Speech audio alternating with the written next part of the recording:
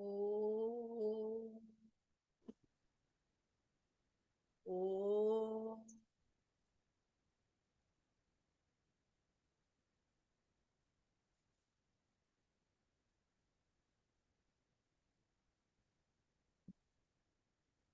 Om Sahana Vavatu Sahanau Bhunaktu Sah Viryam Karva Vahai Tejasvina Vaditamastu Ma Vidvisha Vahai. Om Shanti Shanti Shanti. Om Sadashiva Samarambham Shankaracharya Madhyamam Asmad Acharya Paryantam Vande Guru Paramparam. Om Gurur Brahma Gurur Vishnu Gurur Devo Maheshwaraha Guru Sakshat Param Brahma Tasmai Shri Gurave Namaha. Om Saraswati Namastubhyam Varade Kama Rupini Vidyarambham Karishyami Siddhir Bhavatu Me Sada Karpanya Doshopahata Swabhavaha Prachami Tvam Dharma Samudha Chetaha Yashrehasya Nishchitam Bruhitan Me Sishyasteham Shadi Mam Tvam Prapannam. Om Vang me manasi pratishtita mano me vachi pratishthitam avira virma ehi edhi vedasya ma anishtaha sutam me ma prahasihi anena adhitena ahoratran sandadhami ritam vadishyami sat Satyam vadishyami tanmamavatu tadvaktaram avatu mam avatu vaktaram Om Shanti Shanti Shanti. Om Vajram Karnivihi Shunuyama Devaha Vajram Pashya Makshavir Yajatraha Sthirairangai Tushtu Bhagvam Sastanuvihi Vashema Devahitam Yadayuhu Swastina Indro Vidakshavaha Swasti na Pusha Vishwavedaha Swasti na Starakshyo Arishtanemihi Swasti no Vrihaspati Dadhatu. Om Shanti Shanti Shanti. Om Aham Vrikshasya Reriva Kirti Prishtham Gireriva Urdhva Pavitro Bhajiniva Swa Amritam Asmi Dravidagvam Savarchasam Sumedha Amritokshitaha Iti Trishankur Vedanuvachanam. Om Shanti Shanti Shanti.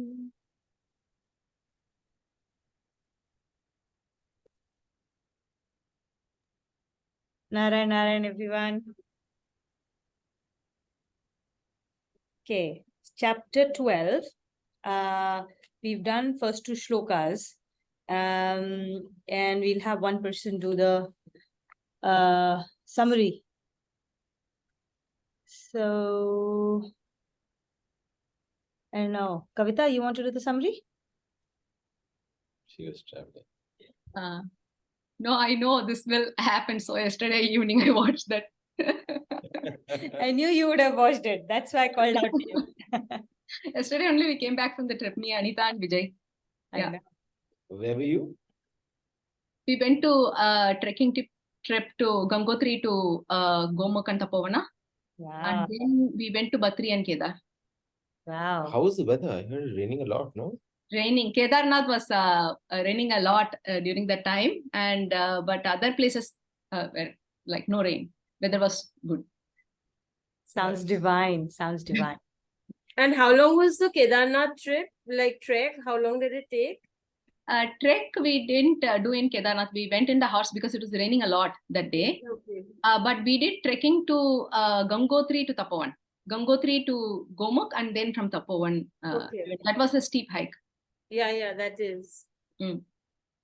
So, no, it's nice, a very divine experience actually. Okay. Kavita, you do the summary of the last one. Okay.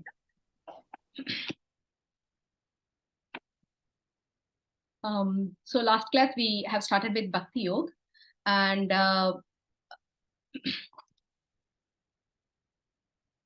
so in Bhakti Yoga there are 6 chapters. So the true love and devotion come from understanding and acceptance. So first 5 chapters actually shows that how to connect and perceive with God, and the 6th chapter we are moving on to the devotion of Lord, bhakti of God. So for whatever we did, Karma Yoga, Dhyan Yoga, Yagya, Nam Jap, everything is helping us with the Antarkaran Ki Shuddhi and act as a stepping stone for bhakti. So here Arjuna has a doubt, and Shloka 1 he was asking Bhagwanji which form of worship is better for him. There are 2 forms of worship, Nirkur Nirakar form and Shagun Shakar form. Nirgun Nirakar is the unmanifested form of the God. In that it is the connection to the God with the intellect. And Shagun Shakar form is the idol worship and to see the God in everyone. And it is the connecting to the God through the mind. So Arjuna asked this question, and in Shloka 2, Bhagwanji is answering for Arjun that Shagun Shakar worship is the best for him, and because he is a Bhakti Mishra Karma Yogi, and we are also in that path, and how to intermingle the spiritual life and the worldly life since we are in the world. Very good, Kavita. Thanks for the summary. Should we do the shloka recitation? Yeah. So we've done the summary. Yeah, I think another important thing here is that we need to learn chapter 12, right? There are 3 chapters for which the shlokas are absolutely important for us to memorize.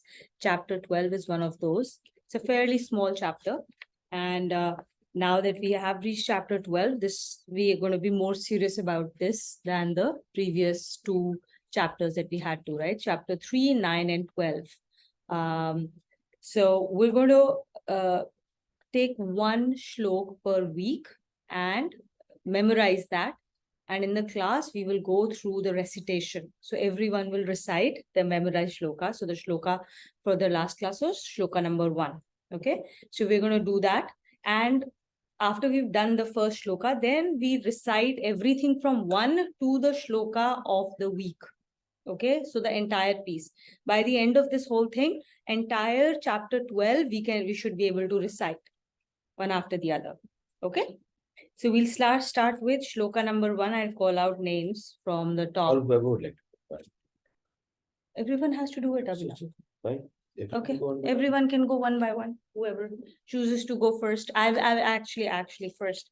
I think I will go first. Okay, and then we can take the next one.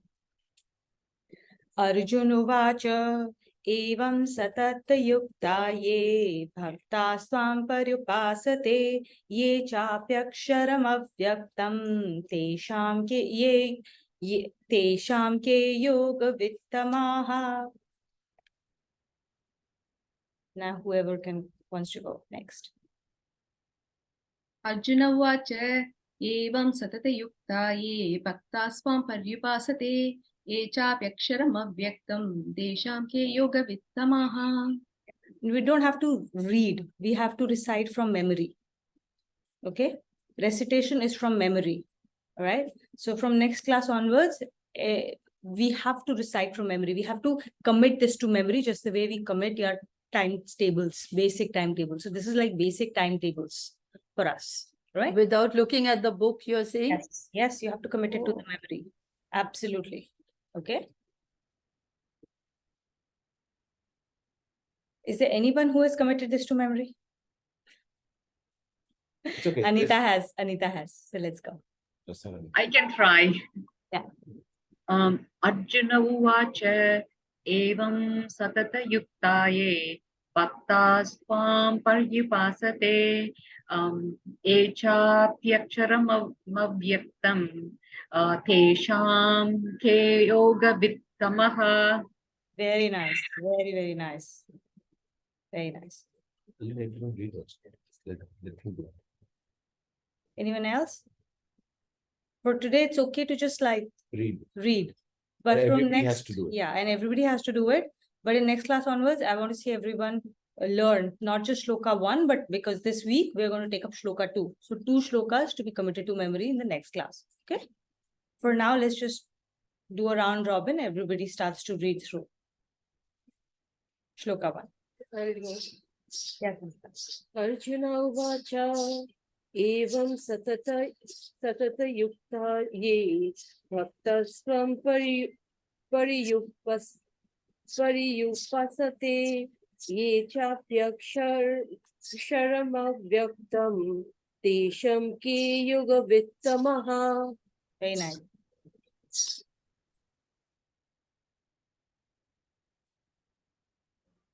Shall I go? Yes, please. Yes. Arjuna uvaच एवं सततयुक्ताये भक्तास्त्वं पर्युपासते ये चाप्यक्षरमव्यक्तं तेषां के योगवित्तमाः. Nice. I can go next. Evam satayuktai Arjuna Vach. Arjun uvacha Evam satatayuktaye bhaktastvam paryupasate ye chapyaksharam avyaktam tesham ke yoga vittamaha. Nice.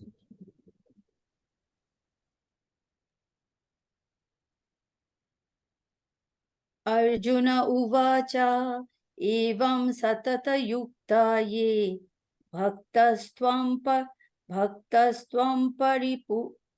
पर्युपसते या च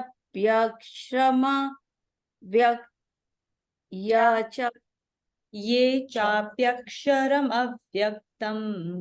या च यक्षर अव्यक्तं Ye. तेषां Ye. ये Ye. ये चाप्यक्षर अव्यक्तं तेषां के युवविक्तमः.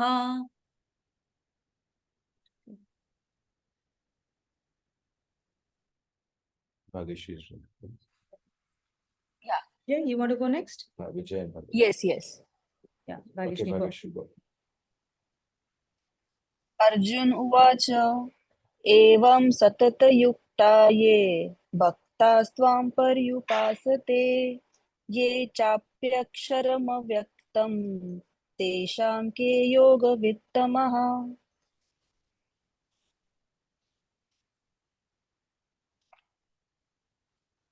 Vijay, you will go next? Arjun उवाच एवं सततयुक्ता ये भक्तस्त्वं पर्युपासते ये चाप्यक्षरमव्यक्तं तेषां के योगविद्मः. Vittamaha in the end, right? Everybody's done, right? Yeah. Yeah. Okay. So next, for this week, the shloka is shloka number 2. So in the next class, we will first recite shloka 2 by memory, not by looking at the book, by memory. And then shloka 1 and shloka 2, we will recite together. So generally, we all recite together as class. We will try reciting together as class again for this also. Okay, all of us. Okay. Class. Okay, shloka 3. And 4. Yeah, shloka 3 and 4. So Naina, you read shloka 3 with me, and Smita, you do shloka 4 with me. Okay? It's the same. No, first you read the connection. If the devotee of his aspect with form and attributes is better versed, are the devotees of the Lord without form and attributes in any way inferior? To this the Lord replies, Ye tvaksharamanirdeshyam. Ye tvaksharamanirdishyam. Ye tvaksharam anirdeshyam. Ye tvaksharamanirdishyam. Avyaktam paryupasate. Avyaktam paryupasate. Sarvatragam achintyam cha. Sarvatra gammachintyam cha. Kutastham achalam dhruvam. Kutastvam achalam dhruvam. Smita, you recite the next one with me, and after that, Nana, you can take over the reading. Yeah. Sanniyam ye indriyagramam. Sanniyam ye indriyagramam. Sarvatra samabuddhayaha. Sarvatra samabuddhayaha. Te prapnuvanti mameva. Te prapnuvanti mameva. Sarvabhuta hite rataha. Sarvabhuta hite rataha. Nice. Very nice. So, to aksharam. Okay. Aksharam is immutable. Anirdeshyam, indefinable. Avyaktam, unmanifest. Achintayam, sarvatragam. Sarvatragam is omnipresent. Achintayam, incomprehensible. Kutastham, one that doesn't change. Achalam is immovable, does not have any chanchalta. Dhruvam comes from dhruv tara, that which gives direction to everything and everybody. So it's the absolute. Then Sanniyamyendriya Gramam is having complete control over the indriyas, over the group of senses. Sarvatra samabuddhayaha. Samabuddhaya, even-minded, sarvatra, everywhere. Te prapnuvanti mameva. They attain me. Sarvabhuta hite rataha. Engaged in the welfare of all beings at all times.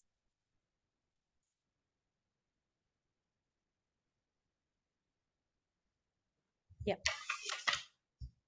Those who worship the immutable, the indefinable, the unmanifest, the omnipresent, the incomprehensible, the unchanging, the immovable, and the absolute, they, having controlled the group of senses and being even-minded in everything and ever engaged in the welfare of all beings, also attain me. Attainment of those who worship the formless self. In these two shlokas, 7 terms have been used to indicate the formless self. So- Immutable. Okay. So just before we get there, so the chapter started with Arjun asking which form is better to worship. The form, the one with the idol worship, or a form, or the formless form. Because now Arjun is convinced about Bhagwan and he wants to find out the best way of devotion. And in the second shloka, what Bhagwanji said is, and what we talked about in the last class, is that when you worship in form or do my forms, it is the easiest way for you to be in yoga, in direct connection. Because we are, whatever said and done, we do have our 2 feet in sansar as well. We cannot get away from our action. We cannot get away from our duties. We cannot get away from our karma. So when you do form and idol worship, because we are so deeply ingrained with our body identification, form worship is a great way to stay in yoga, in connection. Right? Now he's saying, he's continuing answering Arjun's question about what it is to have devotion to the formless. And those are the attributes now he is highlighting of what it means. Like in idol worship, it's easy for your mind to be in connection with yoga as you have something to relate to, as you have something to connect with. because it's an easy image that you can form in your mind. Now he's giving you the characteristics of what formless means, and we will appreciate how difficult it is for our mind to hold on to these concepts and identify with them, right? So that's what he's going to further explain.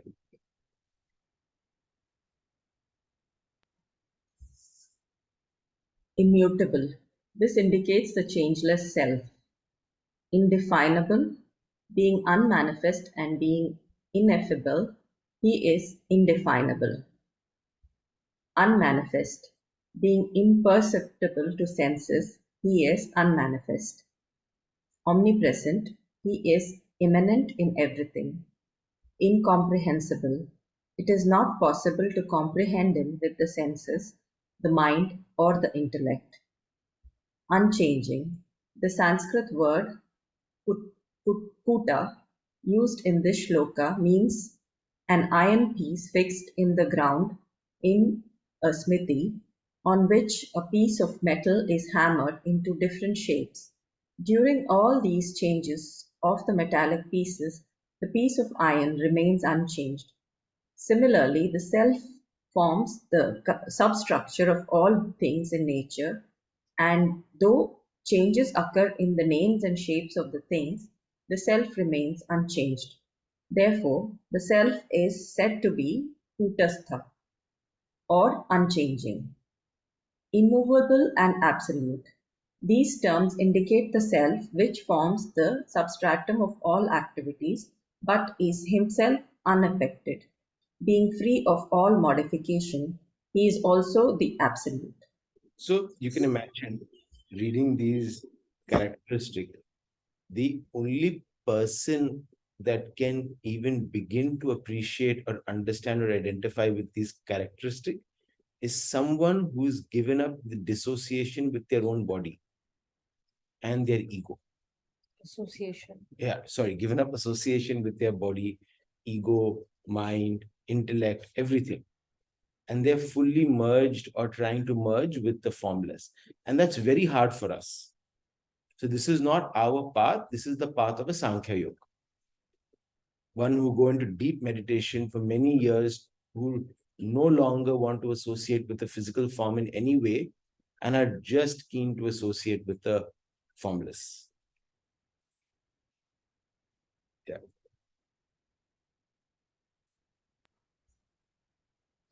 One who is completely identified with self in this manner and is totally dissolved in him with all his mental states and is constantly in tune with him also worships the Lord in a superior manner. Such a man keeps his senses completely restrained from getting involved in their objects and does not allow his mind to be affected by any feelings of liking or dislike. By the force of his natural volition, he always remains engaged in the welfare of beings. Such a worshipper also attains the Supreme. The Lord has mentioned in Shloka 18 of chapter 7 that such a devotee is his own being. A person who is the Lord's own being cannot be described as being either well versed or ill versed in yoga due to having attained complete identity with the Lord. Yeah. So this is, I mean, this is fairly explainable, but this is exactly what we hear of when we talk about Sankhya yogis who turn away from the world, who go into the mountains, who completely cut off. But this is also what we always say is the steep climb, where we know enough examples of people who slip and they fall to the dark side.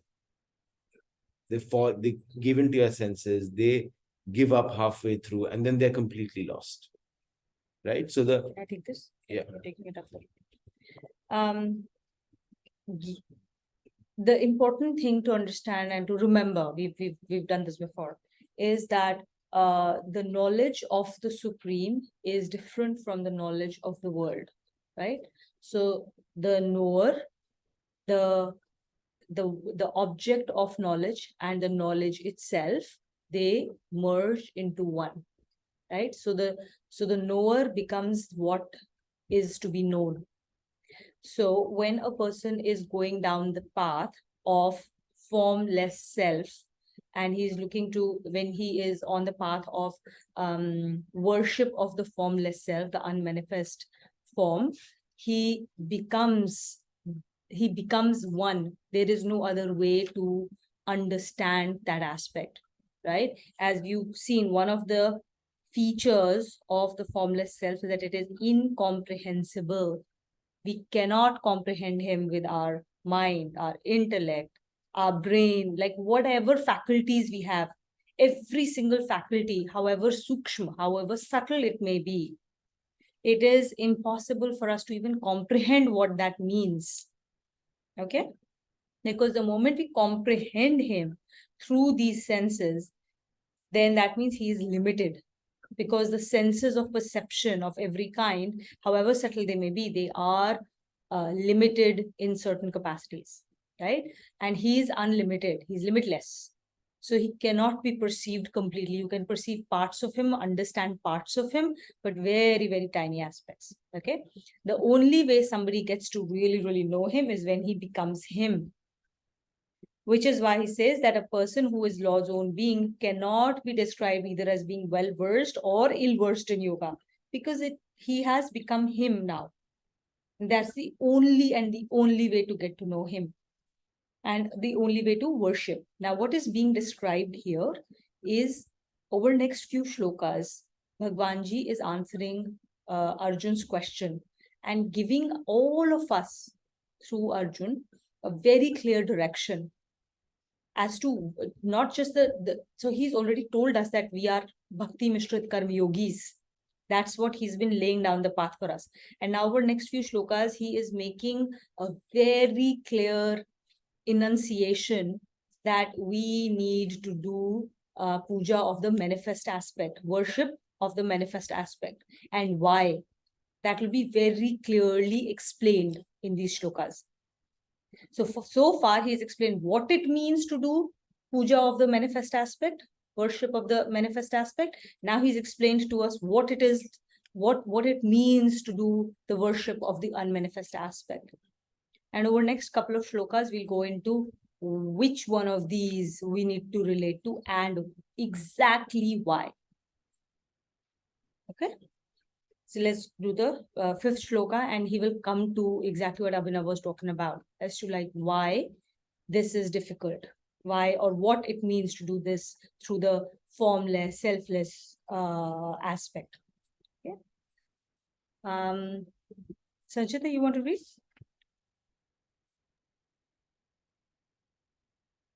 The Lord explains why the devotees of the self with form and with attributes have been described as better versed in yoga. Kleshodhikatarastesham. Kleshodhikatarastesham.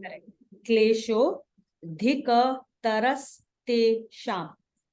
Kleshodhikatarastesham. Avyaktasaktachetasam. Avyaktasaktachetasam. Avyakta hi gatir dukkham. Avyakta hi gatir dukkham. Dehavadhiravapyate. Dehavadhir Dehavadhiravapyate. Very nice. Okay. Let's read this. Yeah. Those whose minds are absorbed in the unmanifest experience greater difficulties. The attainment of oneness with the unmanifest is very troublesome for a person who is conscious of the physical form. So underline this last line, conscious of the physical form, because that is what all of us are. Right? That is our starting point. Yeah. Troublesome attainment of oneness with the unmanifest. Explaining the difference between these two classes of worshippers, the Lord says that to keep the mind engaged in the contemplation of the formless absolute and to achieve oneness with him is possible only when the sense of identification with the body is completely given up. For such a person, there is complete dissociation from the physical being, and therefore, such a person is not affected at all by any disturbance in the body, mind, or intellect. But so long as a person is conscious of the body, dissociation with the physical sense is quite impossible. A person engaged in the worship of the Lord with form has a different attitude. Being fully conscious of the physical body and equipped with this sense, such a person worships the Lord, manifesting himself in the shape of the world.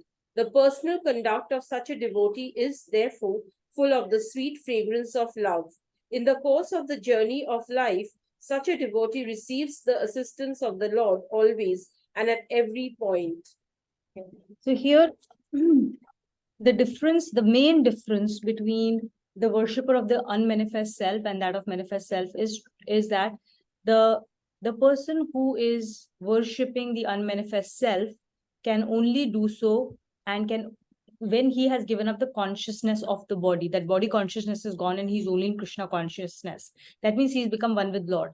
There is no worshipper and worshipped. He is already one with the Lord. Okay. Whereas the one that worships the Lord in the manifest aspect, there is that distinction still. There is the worshipper and there is the worshipped, two distinct people. So I am the worshipper and I have Krishna to worship to. I have Ram to worship to. I am not him yet. There is a lot of body consciousness there. And this is very important to understand. Very, very important. I have heard from a lot of people saying, oh, I don't identify with any particular idol. I don't identify with Ganesha. I don't identify with Ram. I don't identify with Krishna. I don't identify with Jesus, right? I only identify with a formless aspect, right? So, and I'm bringing this up because I have heard it from so many people saying that, no, I don't think I can do idol puja. Okay. This is a bit of it's a very limited understanding of what it means to do worship of the aspect with form. If you contemplate, whether you do idol worship or not, right? You may do worship of, say, Dargah, right? Or in, as they say in Sanatan Dharma, or in certain cases, you don't have a deity. In certain religions, you don't have a deity per se to pray to. Even then, you have a mazar, right? You have a place of worship that has its physical form and aspect. There is a mazar that you put up there. There is an aspect of a person or a Bhagwan Ji ka concept in their mind, whether it is denoted by a cross, by Jesus, by the word Allah, or by music, or by chants. Okay, in each of these cases, every aspect you can comprehend with your mind and your senses, and that is praying to the form aspect of the Lord, manifest aspect.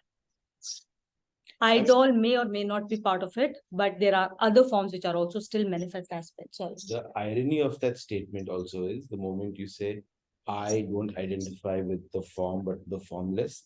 The moment you use the word I, yeah, you've made an association with the body and your ego and your mind and your intellect, which means there is no way you can associate yourself with the formless. Because you are I, you are distinct. Our correct? language is very reflective of our spiritual growth. So the one way for you to be aware where you are is just by observing the language and the choice of words you use when speaking about something. Correct. So I wanted to highlight this fact that whether you do idol worship or not does not, it is only a type of manifest aspect of worshiping, right? There can be there is a certain Sufi aspect which does worship through a form of the dervishes. Okay, dervish worshippers, they pray via music and dance forms. Okay, that's their way of connecting to the Lord. Still manifest aspect, still manifest, even though there is no idol. Okay, these are all manifest aspects of worshiping because we hold on to something that our senses, our mind, our intellect can understand, grasp onto, connect with, focus on all our energies to. Yeah, Kakul.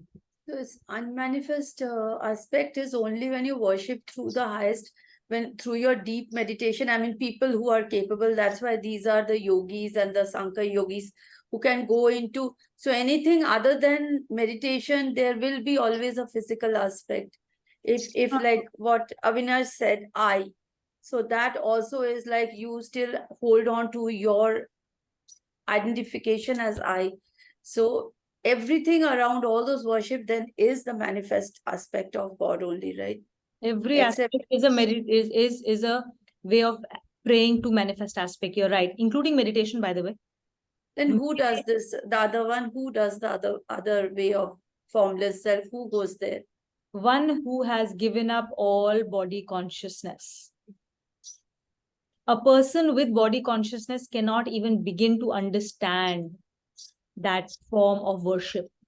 And that is why that is the harder part, because you can start by, okay, I'm going to give up my body consciousness, but the sansar is so glittery and glamorous, and your mind can be so noisy, it can easily lead to a lot of the slippery slope, so to speak. Basically, Because most people, see, all of us are sansaris.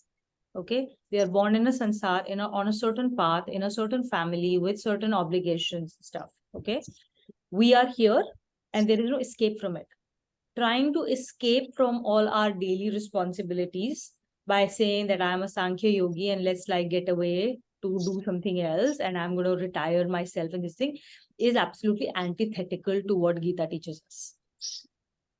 Right? So we're not there yet.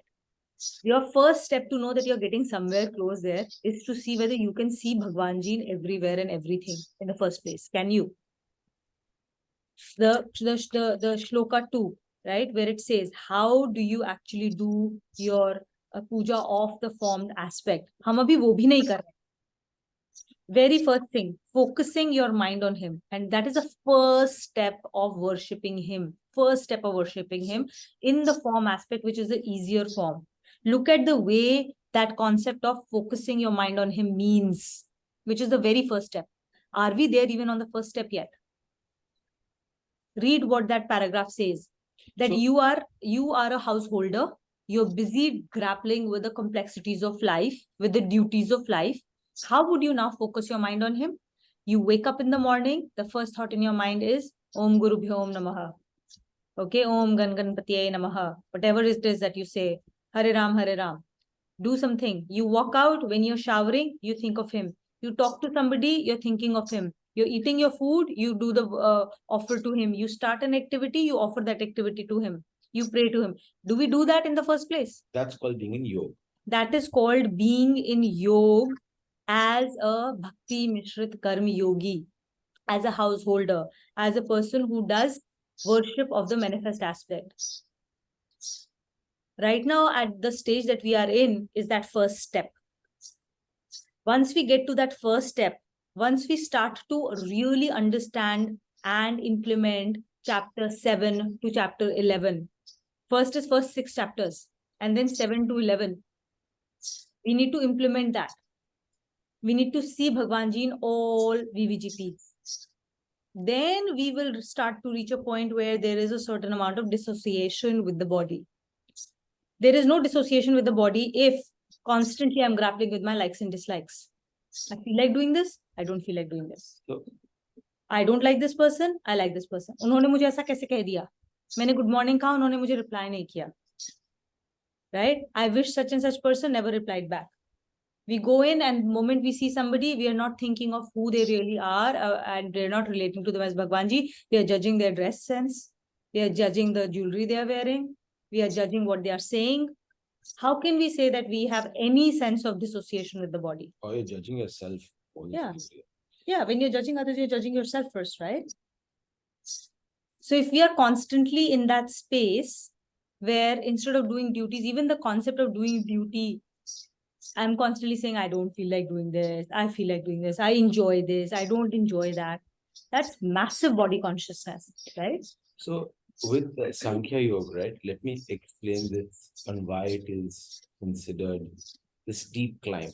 where if you slip, you fall back to Narak almost, right?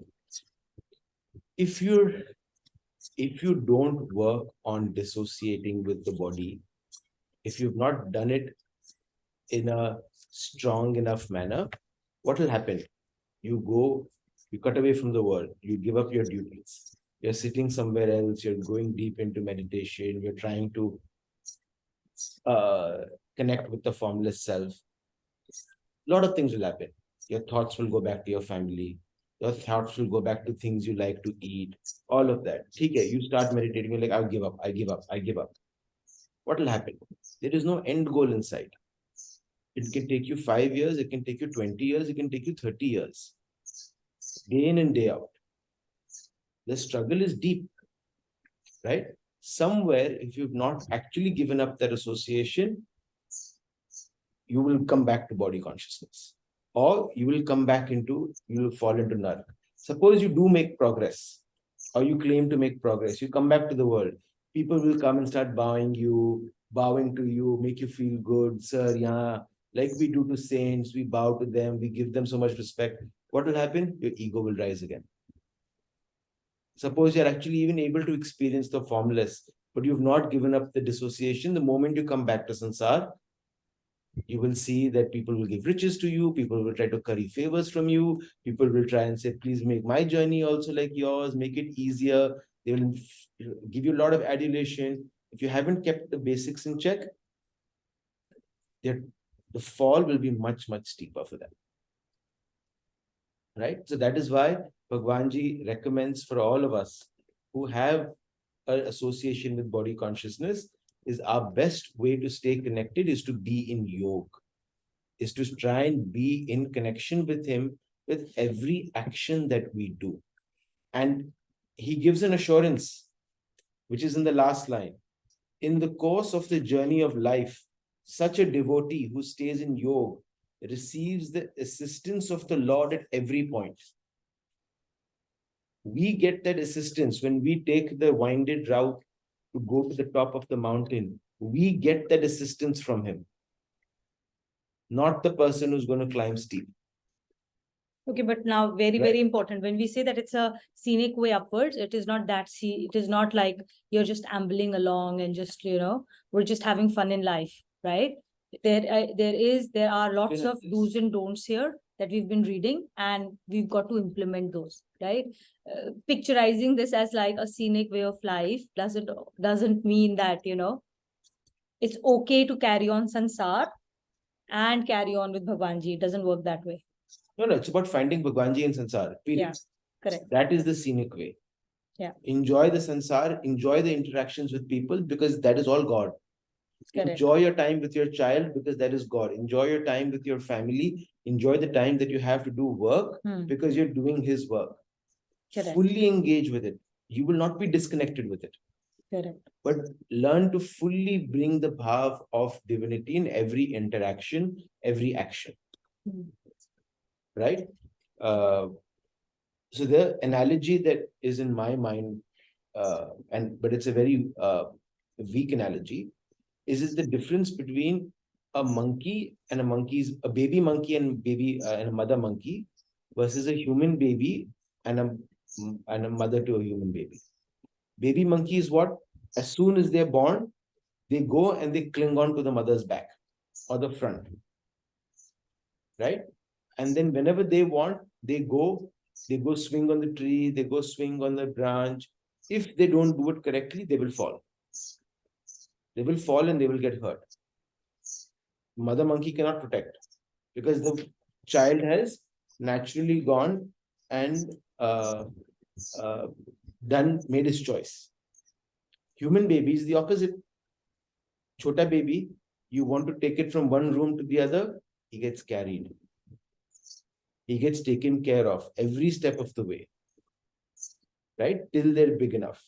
So Bhagwanji is the same with us, who, when we dedicate ourselves in our action, we are actually being in his lap.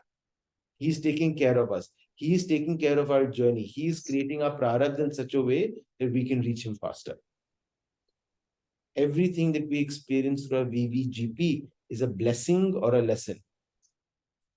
And he's creating that constantly for us so that we can reach the end goal.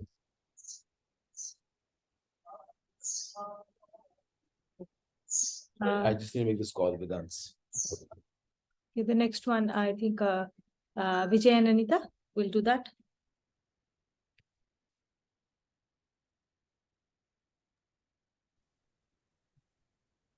Clarifying this, the Lord says, Ye tu sarvani karmani Ye tu sarvani karmani mai samnasya matparaha Paisanyasa matparaha ananyenaiva yogena Ananyenaiva yogena mam dhyayanta upasate Mam dhyayanta upasate teshamaham samuddarta तेषामहं समुद्धर्ता mrityu samsara sagarat मृत्युसंसारसागरात् bhavami na chirat partha भवामि न चिरात् Partha मय्यावेशित चेतसाम् मय्यावेश्यते चेतसाम्. On the other hand, those who depending exclusively on me and dedicating all their action to me, worship me, meditating on me with single-minded devotion.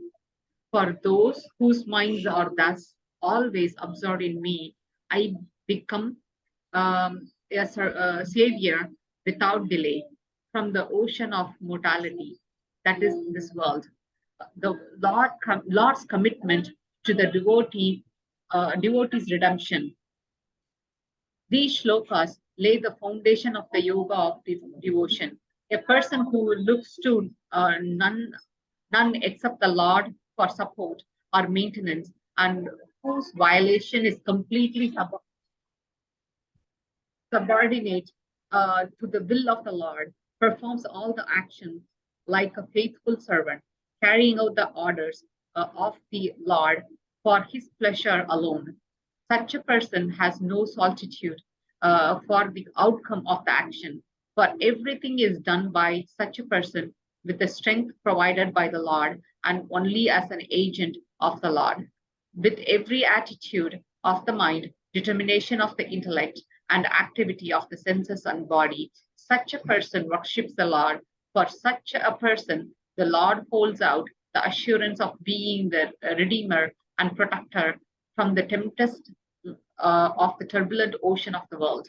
On the account of total dependence on the Lord, the mind of such devotee is not disturbed by turbulences and advertise of the world.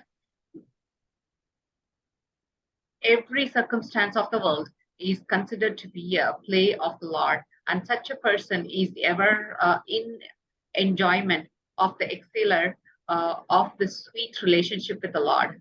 The Lord takes the entire responsibility of maintaining and perceiving the life of such a devotee. Such a person does not have to make any exertion or effort for crossing the tempestuous ocean of the worldly life. For the Lord himself pilots such a devotee's boat across. So there are 6 points here that we need to underline. Okay. There is Lord's commitment to devotee's redemption. But what are the characteristics of the devotee to receive such redemption from the Lord? We need to do our work first, and then he takes care of us. Okay. So first, and you just underline each of these aspects, right? The first, the person who looks to none except the Lord for support or maintenance. That's the first part. So you look to nobody except the Lord for support or maintenance. Now, what does it mean in real life, right? He is the one who's provider of your day-to-day nourishment. It is not your employer. It is not the people around you. Okay. So the person that you are serving is the Lord, and you're doing his will and not the will of the employer or the people around you, whoever may be the breadwinner, for example, in the family, or the company that is giving you the money, right? They are instruments of the Lord. He can choose one instrument over another. Okay, so whatever nourishment has to come to you, whatever sustenance of life has to come to you, may come via various sources. Ultimately, it comes from Him. He determines that. Okay, so you are going to depend on nobody except for Lord for support and maintenance. Second, whose volition is completely whose volition is completely subordinate to the will of the Lord. Okay, now what does it mean again on day-to-day basis? We have a certain situation and then we pray to Lord for a certain outcome.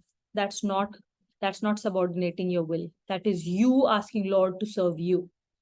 You have an outcome and you think there are these 5 different outcomes that can happen, and you're attached to a particular outcome which you think is the right outcome from your own limited intellect, mind, and your own limited capacity. And then all you want is you will do all the prayers to God to say, boss, this is the outcome.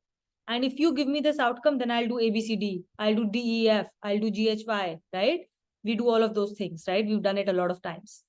And then if that happens, then Bhagwan ki kripa ho gayi. And if that does not happen, then what is this, Lord? How can you do this to me? And then we get upset with people around us. We get upset with Bhagwanji around us. We get upset with everything and everybody, right? So if that really happens, then we are not subordinating our will to Him.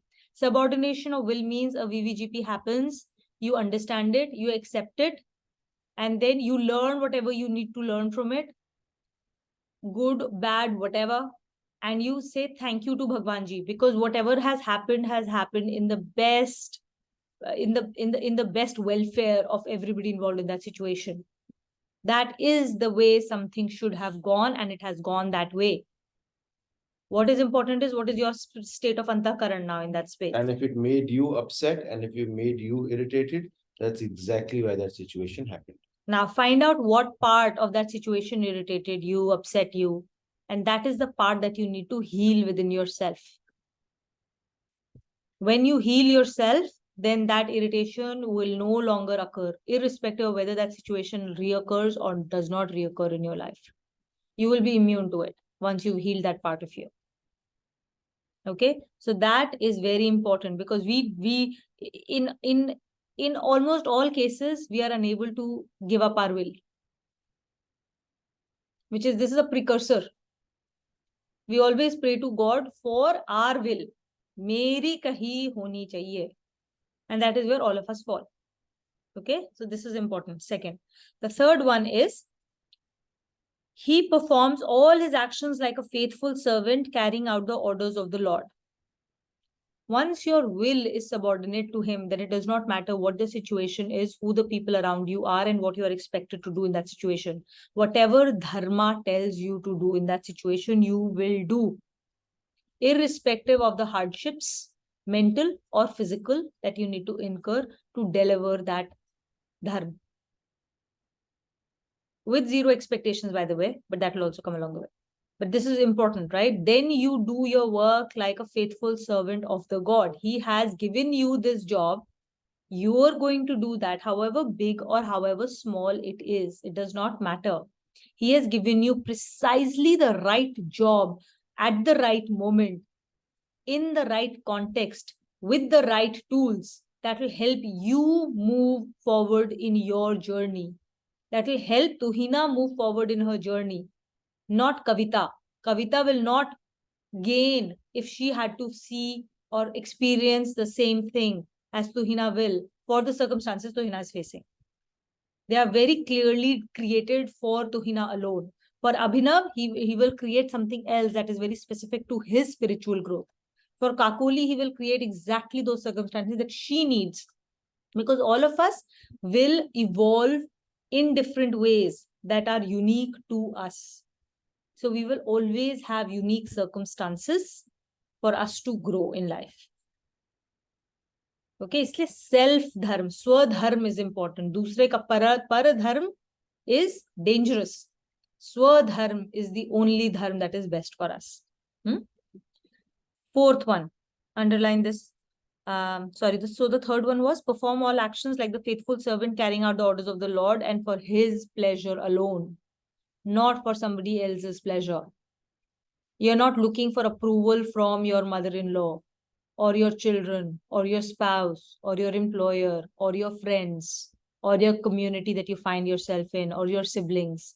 You're doing it for his pleasure alone. If that makes you unpopular, so be it. If somebody else does not agree with it, so be it. But be very careful with that, huh? Sometimes we put in our bullish will by saying, I don't care. People are getting hurt. I don't care. I'm doing my duty. Be very careful of that, huh? Where our ego So- comes in and becomes stubborn versus what is the dharma to So do. let me rephrase this, right? It's not, you're not pleasing your spouse or your mother-in-law or your child's ego, Hmm. but you are doing your duty, keeping them in mind as a reflection of God. Correct. So if it pleases them, there's nothing wrong with it. And taking their pleasing into account, there's nothing wrong with it. But serving somebody's ego is a slippery slope for our own uddhar, Correct. Hmm. because it shows Well we said. give a lot of importance to ego for ourselves. Hmm. That's why we want to please other people's ego so that our ego gets pleased. Correct. So the journey and the focus has to be on your bhav, Hmm. and then you serve everybody the same way because everybody is made in God's image. Actually, that We nuance just is very cannot see it. We see them as roles in our lives, but that is our limitation. We see the role of a spouse and a son and a mother-in-law and a friend and a colleague and everybody. These are all roles. Behind it's all God. That's where what we need to aim to see. So can we please a worker or a co-worker with the same level of sincerity that we do to our child? Can we do the same level of sincere work that we do in a temple at home when we do our admin tasks? Can we do that same level of sincerity towards our helpers with the way we treat our children? The Bhed Bhav comes because we are seeing roles. and we are seeing I, me, mine comes from ego. I think that distinction is very important, what Abhinav made, right? End of the day, this is a very strong example of another example of how the work is to be done internally and not externally. If you are trying to please our egos, we will try and please other people's egos. Just to get my ego pleased up in return. So the work is to diminish our own ego, and then we will stop doing this whole people pleasing games. We'll stop playing them. That's why we talked about it last class also, right? We have the purpose, bhav, action, result. Be very clear in every action that we do. What is the purpose and what is our bhav? Purpose and bhav. That's it. Okay. The fourth part. Such a person has no solicitude for the outcome of actions. No attachment to actions. Extremely important. Fourth point. Right? We almost always, the moment we do work, there is an immediate attachment to a particular outcome. Physical, mental, emotional, something is there. If nothing else, the other person should be grateful to me for I did this immediately. Right? I made food and the person sitting on the table is not grateful, thankful, saying what yummy food, or says two things wrong about the food. That's it. All my equanimity of mind is gone. And I become all upset about it. Correct? So no solicitude for the outcome of actions. This again is related. So all of them are related. But again, if you don't subordinate your will to the Lord, then in some of the larger things, we become attached to a certain outcome. Right? And if there is no solicitude for the outcome of the action, then it does not matter what the outcome will be. I will do my dharma. That's the fourth part. Fifth, for everything done by such a person is with the strength provided by the Lord and only as an agent of the Lord. right? So the strength that is provided to us is by him. The skills that I'm using in the VVGP is provided by him. The tools that I need are provided by him, right? And that understanding and that gratefulness is very important. Otherwise, what happens? We start to drive our ego with that it is me, I am doing it. Look how smart I am. I did this, right? Very, very quick to go up the curve, and that's a slippery slope to hell. So these are the important aspects of the work we have to do first. These are the characteristics of the devotee. Once we reach this stage, once we have done this much homework, after that, Bhagwanji says, then you don't have to do anything else. After that, I will take over. I will take over the sustenance, the maintenance. Chapter 9, right? Chapter 9, Bhagwanji says, I will take care of everything that you need and that you need to sustain your life. And then we all go like, it doesn't look like that. I have to work. I have to do everything to like bring things in my life. That's because the first 5 aspects that he's told us, you do this stuff, then I step in. We've not done those first 5 steps. Without us taking our first 5 steps, Bhagwanji won't be available to us with this level of commitment. Of course, he's available to us to help us get through to these 5 steps as well. We can't do those 5 steps without complete surrender to him. Ask him. So currently, our first step should be to surrender ourselves to him and say, Lord, this is the issue. These are the 5 steps I need to do and I'm unable to do. And when will I be able to say that? When I do my own swadhyay. When I become aware of my own actions, my own behaviors, and see where I slip on a daily basis. On an hourly basis, where am I slipping in my behavior, in my actions, in my thoughts? And constantly, the moment I observe myself, then I offer that to Bhagwanji and say, Le lijiye ye mujhse. Take this away from me. This is the demon inside of me that I need you to kill. I offer him to you, right? So in Ramcharitmanas, you have all these demons that are being shown by the various sages and showing them to Bhagwan Ramji and saying, kill them. What are these demons? These are the demons inside of us, right? These are the demons inside of us that we are constantly showing to Bhagwanji and saying, please take them away from me. That's the offering. So you have to do this on a constant, bring that awareness, and bringing that awareness on a minute-to-minute basis means bringing Bhagwanji in our daily activities. Meaning Bhagwanji has come on a second-by-second basis in our lives. Again, something that he has promised us, right? Whenever there is a increase in adharm, he is going to take Sambhavami Yuge Yuge. Every second, Sambhavami Yuge Yuge.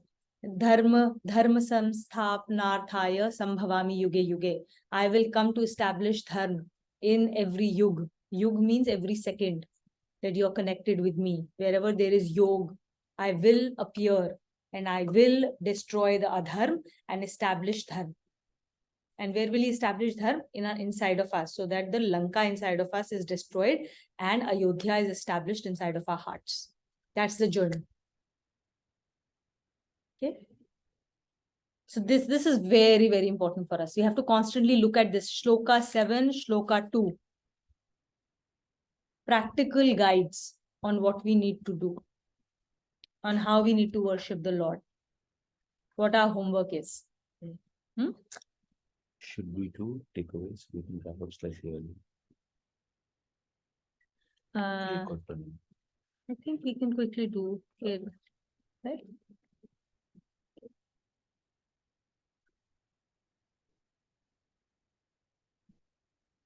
Bhagyashree, will you read with us? Shloka 8. Yes. The Lord explains what a devotee has to do for attaining Him. Mayyeva mana adhatsva. Mayyeva mana adatsva. Mayi buddhim niveshaya. Mayi buddhim niveshayah. Nivasishyasi mayyeva. Nivash Nivasishyasi Mayyeva. Ata urdhvam na samshayah. Ata Ata Urdhvam na Sanshayah. Let's read. Fix your mind on me, let your intellect rest in me. Thereafter you shall abide in me alone. There is no doubt about this. Fixing the mind on the Lord with intellect resting in Him. It is natural for the mind to get attracted towards things of its liking and to keep ruminating on them. But howsoever attractive a thing may be, the mind would immediately forsake it if something more attractive comes its way. Also, with the passage of time, everything loses its attraction. Thus, there is nothing in the world that would be of attraction to the mind permanently. But contemplation of the Lord is of a different character. When the mind contemplates on the Lord, it flows towards Him incessantly. Its flow is like the flow of a river in which the water is continuously pushed towards the sea by the water which comes from its source. Thus, the mind is constantly bent towards contemplation of the Lord. In the aphorisms of devotion in Narad Bhakti Darshan, the love of the love of the Lord is described as being of an ever expanding nature. It is likened to the Shukla Paksha or the bright fortnight in which the moon keeps waxing, except that in it the moon never becomes full. The intellect is said to rest in the Lord when, by constant contemplation of the omnipotence, omniscience, and omnipresence of the Lord, the conviction takes root that the aim of human life is to attain Him. Then the intellect dispels all doubts assailing this conviction by undertaking a deep study of the scriptures and by pondering over the preachings of self realized saints. The Lord gives an assurance that when the mind is fixed in Him and the intellect rests in Him in this manner, then the devotee abides in Him. So,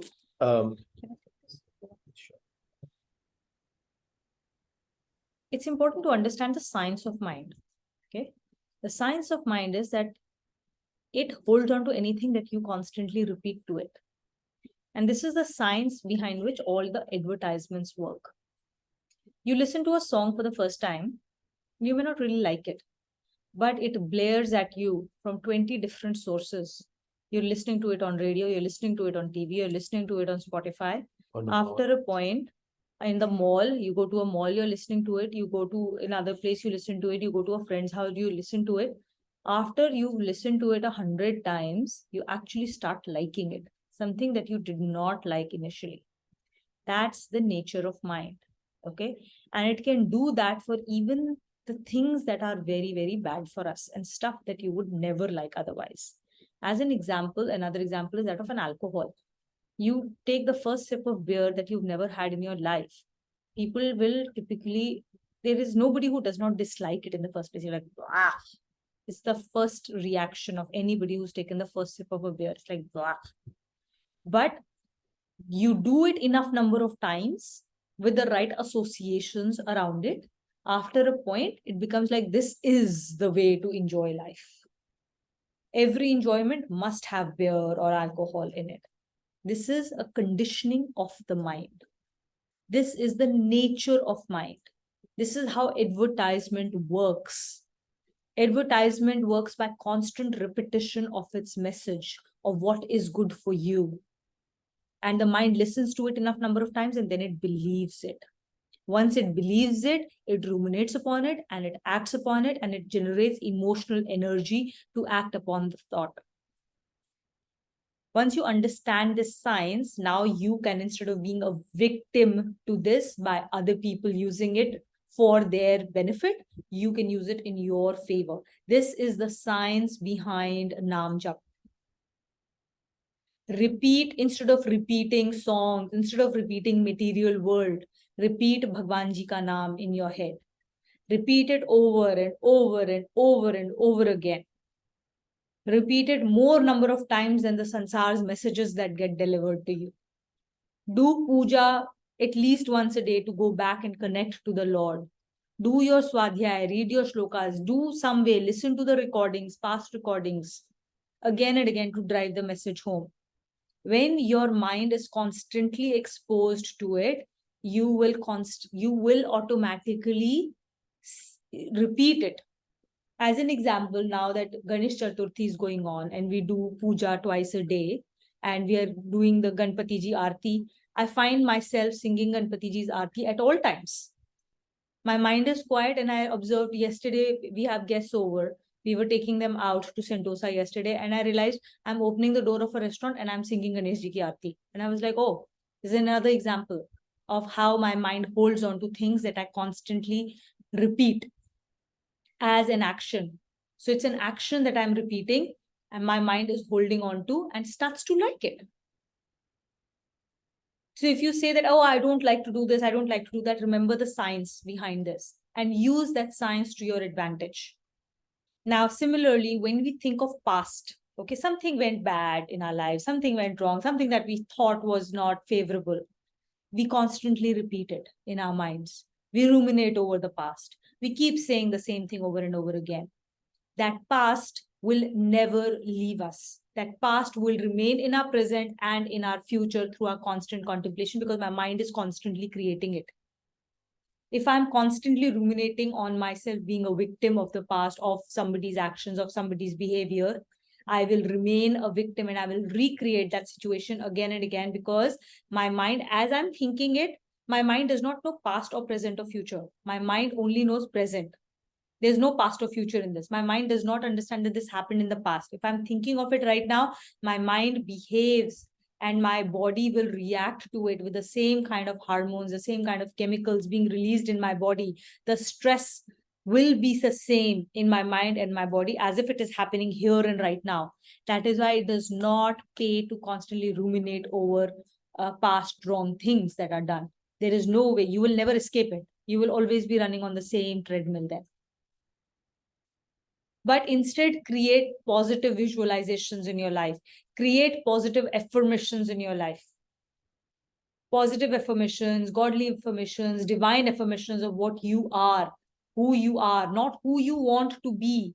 Who you want to be must become here and now, today, and act upon it as if it is today. That's how your mind works. And your mind will behave as if it is here and now when you fully believe it, when you have full faith in it. And it will become a present in your life. So the other aspect, which is when the mind is connected to Bhagwanji, why? So I think the question to ask is, yes, we understand when the mind is engaged in sansaric things, it's all temporary. Some days we like this, sometimes we don't like it. We can have 5 ice creams, we're bored of the ice cream, we want something else, want something else, want something else, right? There'll come a time where everything loses its attraction or luster. That's the nature of mind when it's interacting with samsara. Correct. Because it has. Why does it say? Sorry, in economics, it is called the theory of marginal utility. Your marginal utility diminishes with every single unit of consumption of that particular experience or item or thing. So, why does the mind with Bhagwanji, why does it not get satiated? Right? That's the question to ask. And I think so there are two things here that come to reflection.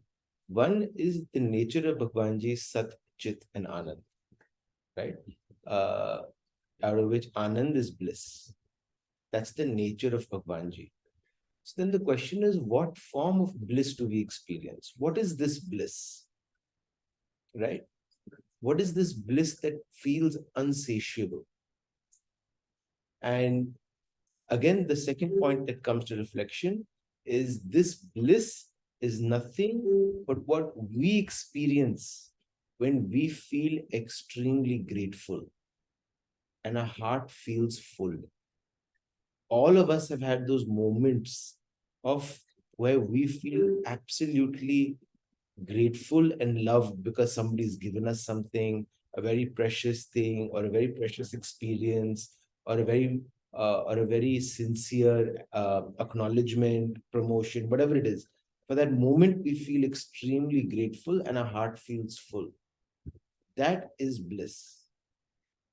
And what we are trying to do as seekers is we are looking for Bhagwanji in every interaction so that our heart feels full in every moment.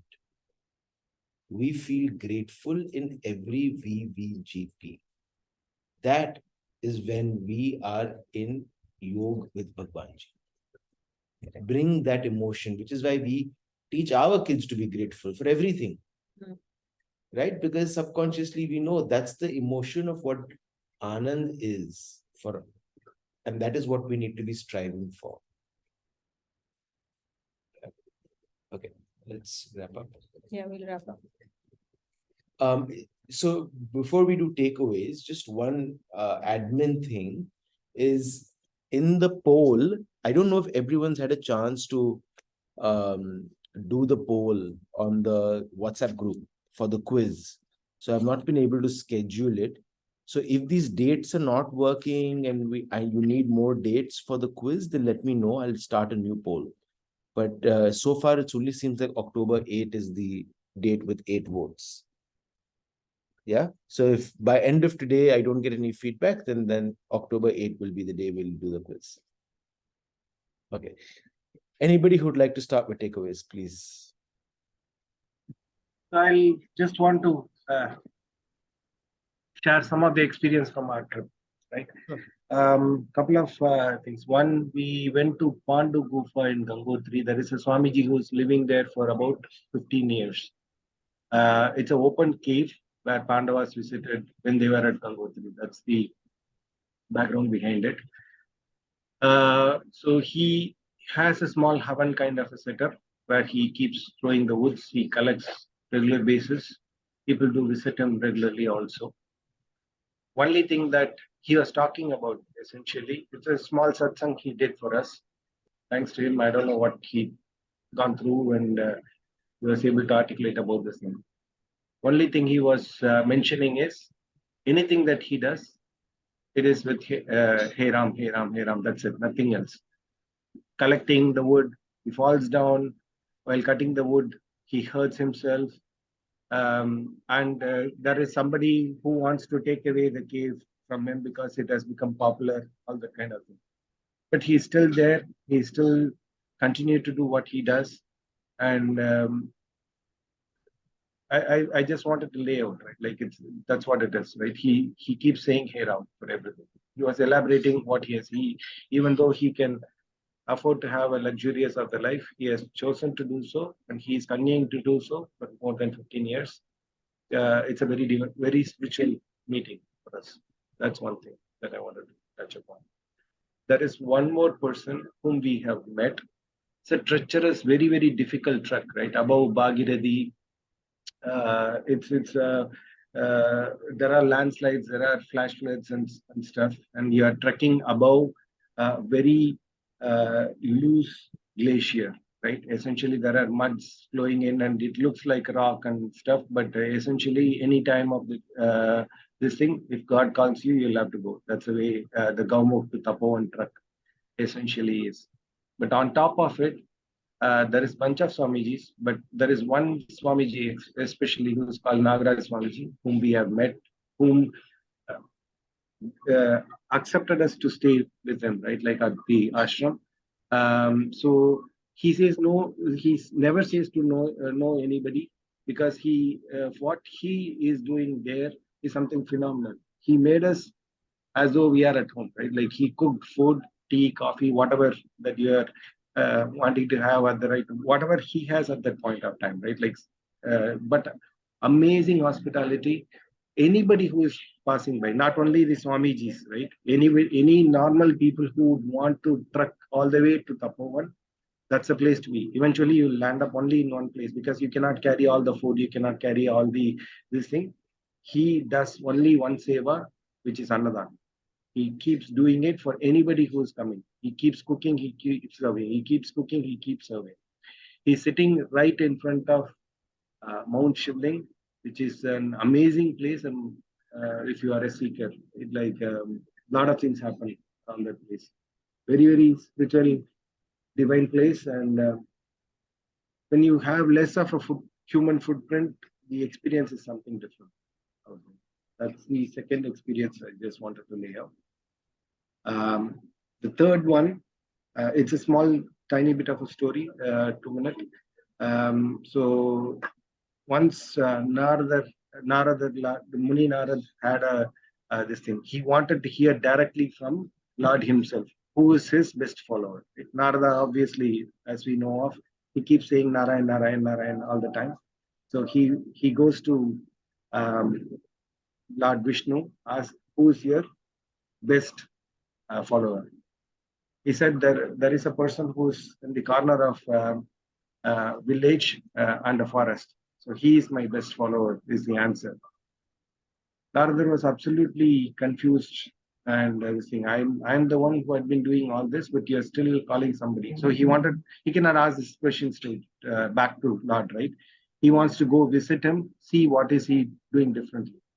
The person he's observing all through the day, he wakes up, say Narayan, Narayan, continues with his duty, takes care of the family, goes cut the tree, sells it, come back for food, say Narayan, Narayan, eat the food, go back to do the daily chores, take care of the family, all that. Evening he does the puja, night he is basically he was doing all his work around 5 times and so on.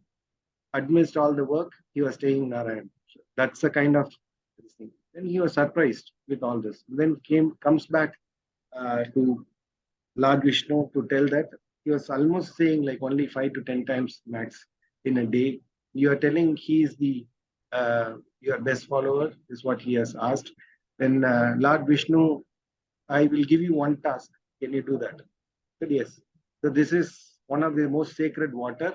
Make sure you are not spilling this any place. You will have to go around all the world for 3 times and come back.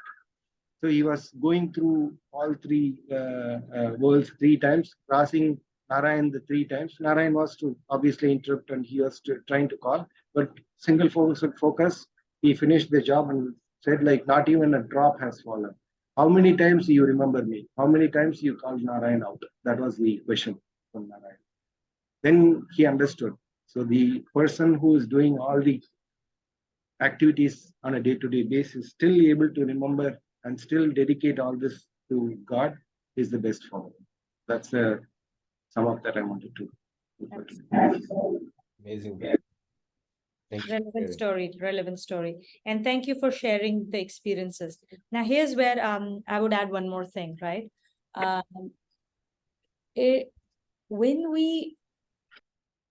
important to do these type of spiritual excursions, right?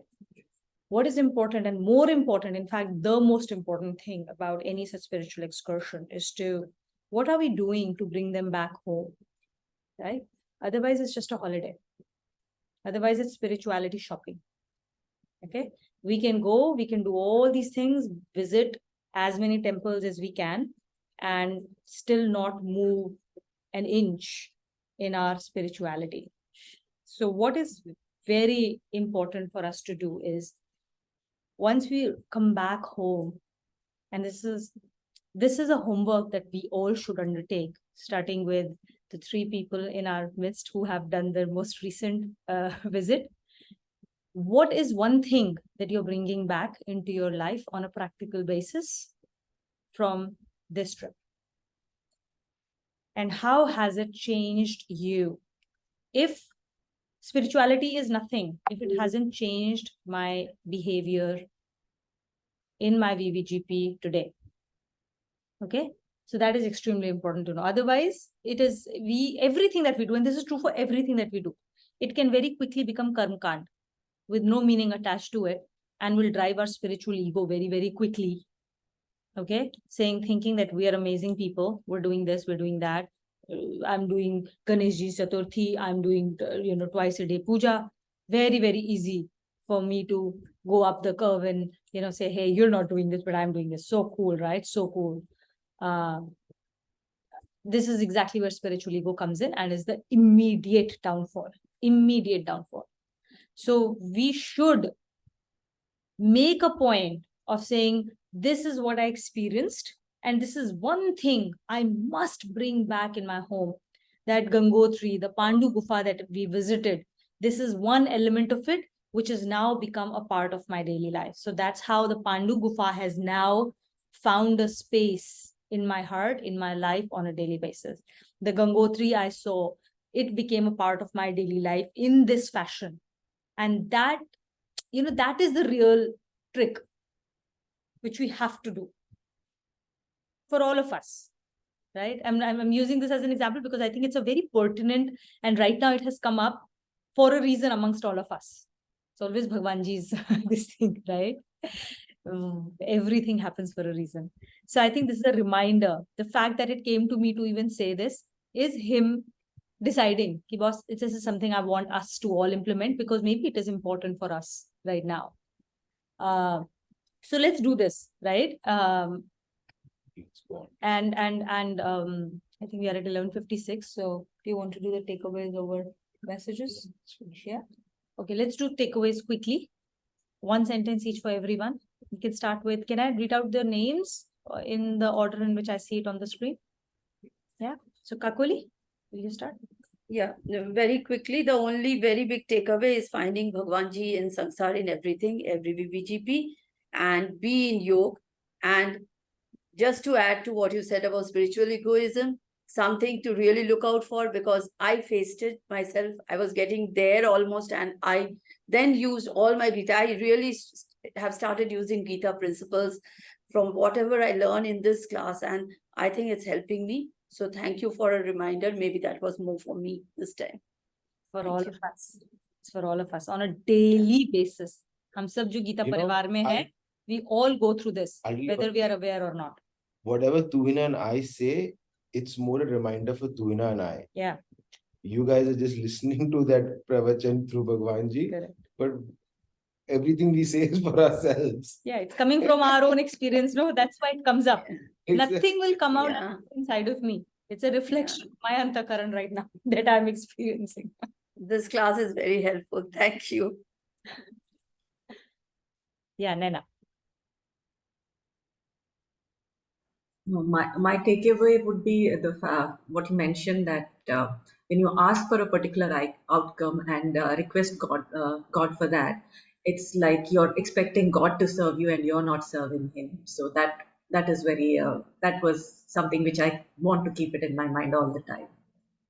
Thank you, Nena. Kavita? Yeah, I have two takeaways. One is the nature of Bhagwanji Satchitanand, how to feel grateful for everything, to bring in the bliss and to connect with the God. I think that I have to remember always and be grateful for whatever I'm getting. And the second is the self-surrender part of Shloka 7. There are 5 points. To actually self-surrender, what it means, we have to follow this 5 points. So that one I have to kind of keep implementing. And thanks for that, what you are saying towards the end, how to implement whatever we think about, and actually know what are the things we have to implement in the life from the trip. So that definitely I'll be kind of like, doing it. Thank you. Anita? To add to how Vijay was mentioning about the Tapovan truck, the Swamiji we met, it is very difficult for him to get the food from down. So a gas cylinder that cost about $1,000 outside cost about $5,000 for him to get it. But he was so selfless and he was able to make the food for all the yatrites. And he does not care about all this money part, or how much I'm spending, how much time I'm spending to serve other people. For him, inviting with a beautiful smile on his face and provide us the food, provide us the place to stay. We were so blessed to see him. Okay. So the takeaway that I got from all this trip is being selfless and to provide as much as I can to everybody around me, and keep God in mind when I do that. Beautiful takeaway. That experience is so strong. As long as you can keep it and hold on to it with that spirituality, it will change your life, right? The way you will, it's amazing. So Amazing. I'll also just add one element, Mm. Anita. It's definitely about providing as much as you can, but that is an action level takeaway. The subtler takeaway is, how do I get to that smile that makes everybody feel so blessed to Mm. interact with me? That is the bhav level takeaway. How do all of us get to that smile, that peace and that smile that comes with disassociation with sansar?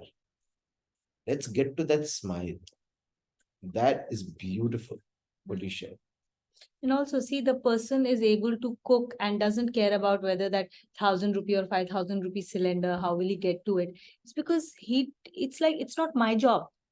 You see, he actually depends on his sustenance on the Lord. I don't know where it's going to come from. How will it come? Whether it will come or not come. Jab tak aayega, I will do this. The day it will stop coming, that means I'm not supposed to do this. In that moment, I'll do something else that Bhagwan Ji asked me to do. See, his dependence on God is total. Right? Beautiful. Sanchita? It was a complete surrender for him. Yes. Yes. So I think the last 1 week last 2 weeks has been very stressful for B, and I think what you said, that to give up body consciousness, see Bhagwan Ji in everything and in every situation, not judge people. I think this today's class has been to, like, get me back on my track and say, just give up all of those. I mean, don't get into fights with everyone. I mean, it was chaotic the last 2 weeks. I think this class has really, got me back on track to say that, Nam Jap does help. There have been instances where I've just had to resort to that because, it just made me much more calmer. So I think this class has been just a reiteration of, of it all. So yeah. So Very nice, Sanchita. See, this is a very strong reminder, and this is at the experiential level because you are experiencing it and being aware of it. This will strengthen your understanding of why swadhyaya is necessary. You see, when tough times come, when tribulations come, everything goes out of the window. And Okay, the only thing that will stay is what you have internalized completely, and you only internalize by practice. When you're playing a hardcore match, okay, at that time you have no time to think. Only the muscle memory works. And the same muscle thing, memory comes with practice. That's why swadhyaya and this entire thing, now everything has to be done on a daily basis. And just make it a point to read 2 shlokas a day. Yeah. It takes not more than 7-8 minutes. You will be amazed at how much work your subconscious does. Yeah. After you just read it, where it just keeps popping back up for yourself. And when it feels like the swadhyaya is too much work, remind yourself that this is sharpening the pencil with which you're looking to write. You can't keep writing beyond a point that pencil is going to get blunt. The swadhyaya is your sharpening the pencil on a daily basis so that your pencil can write well. Smita? I think I will also reiterate what everybody has said. So, I mean, I understood what everybody has said and also feel the same. And what was key takeaway was like purpose plus bhav in every action and speech. Because I think a lot of time purpose is there, but the bhav does not come out. And you don't feel, as just was mentioned, that the smile, the peace, the contentment that needs to be felt. So that is very important, and that will only come when we bring awareness to the I-ness, because I think our I becomes too big. That ego needs to be reduced, and the recognition of how we are doing everything with the presence of God and because of His bliss in our life is very important. Correct. And Nam Jap is the only way we'll remind that our ego is not that big. We're not doing that. Nam Jap is the single most important thing to get our ego down.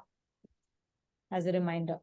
Thank you. But it just crops in every time. I think then you have to remind, and then it crops in, and then you have to remind yourself. So yeah, you know why? It needs a lot of practice. Yeah, and you know why? Because Ego is part of Maya, and Maya is whose Shakti? Bhagwan Ji's Shakti. So can you think of defeating Bhagwan Ji's Shakti with your own Shakti? It's impossible. Impossible. You are going to fail every time unless it is Bhagwan Ji who's helping you against that. Without his help, there is no way you can get past Maya. It is Durat Tatya. It is his Shakti. Very difficult. Not difficult, it's impossible to get past it without his guidance and his blessings, which is what we need. Absolutely. We are beginning to become so aware of our behavior and what's happening. And this is where the real progress happens. Amazing. Bhagish. Yeah, so it's my takeaway is that how clearly it's laid out by God whether we should worship the formless or the form, and the how to do it. Everything is laid out so clearly, point by point. And another thing is like subordination to the God, which we often forget. How sometimes we strongly feel that this is only the right thing for me. This is only what I want, and but then we should keep in mind that we should leave it to Him. And another thing about mind, which you mentioned, that constant repetition, like whatever we constantly see or what we constantly keep repeating, that is what we are going to experience. That is what is going to happen. So it's kind of a reminder again that we should do Naam Jap constantly. Absolutely. Very nice, Bhagishi. Thank you. Rituj?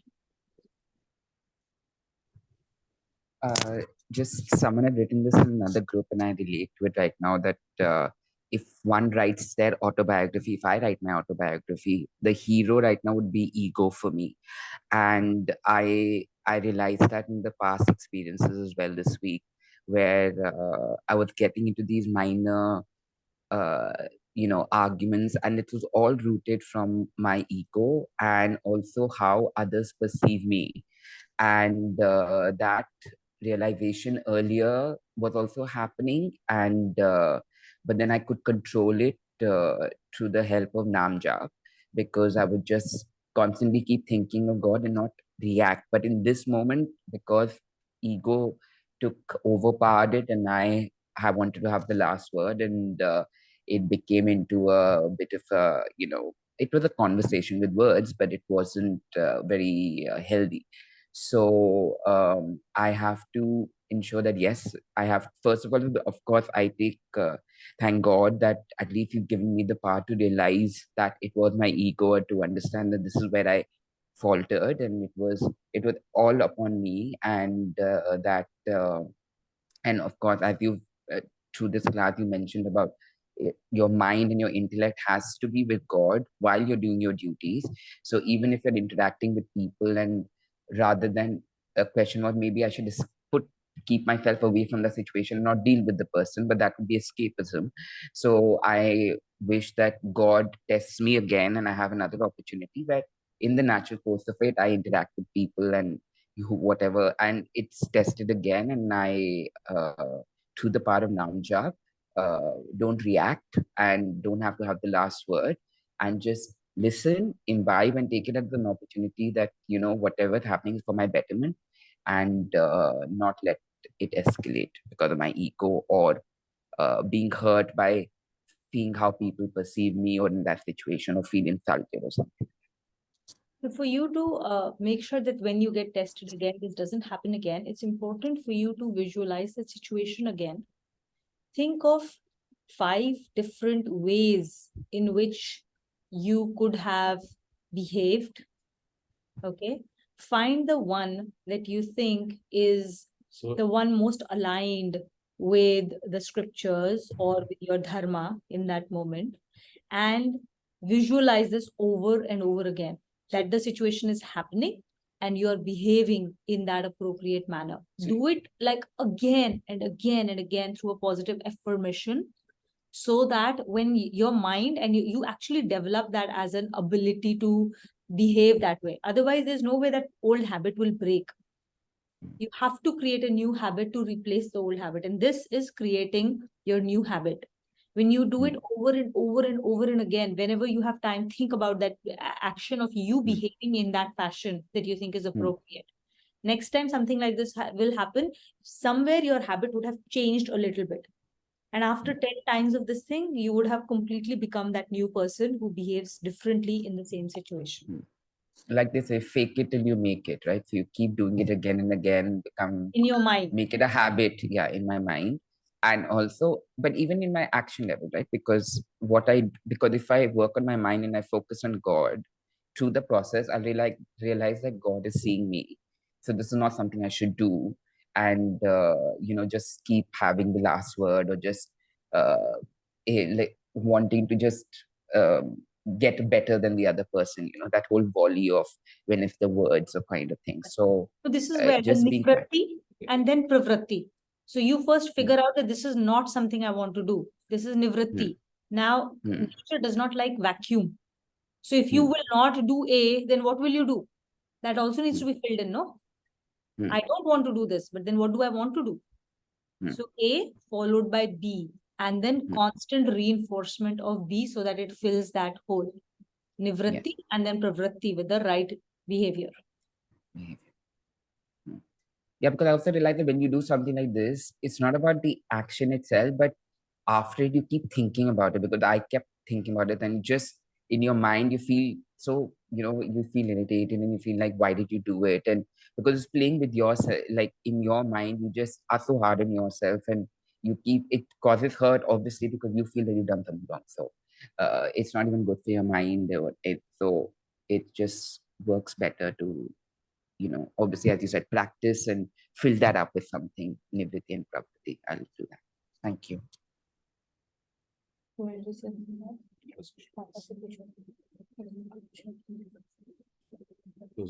Okay, so we'll do closing shlokas.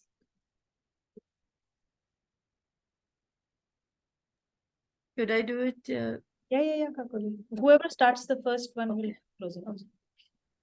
ॐ सर्वेषां स्वस्तिर्भवतु सर्वेषां शान्तिर्भवतु सर्वेषां पूर्णं भवतु सर्वेषां मङ्गलं भवतु ॐ शान्ति शान्ति शान्तिः ॐ सर्वे भवन्तु सुखिनः सर्वे शान्तु निरामया सर्वे भद्राणि पश्यन्तु मा कश्चित् दुःखभाग् भवेत् ॐ शान्ति शान्ति शान्तिः ॐ असतो मा सद्गमय तमसो मा ज्योतिर्गमय मृत्युर्मा अमृतं गमय ॐ शान्ति शान्ति शान्तिः ॐ पूर्णमदः पूर्णमिदं पूर्णात् पूर्णमुदच्यते पूर्णस्य पूर्णमादाय पूर्णमेव अविष्यते ॐ शान्ति शान्ति शान्तिः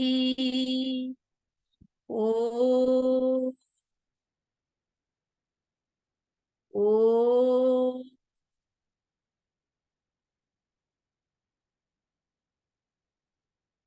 ॐ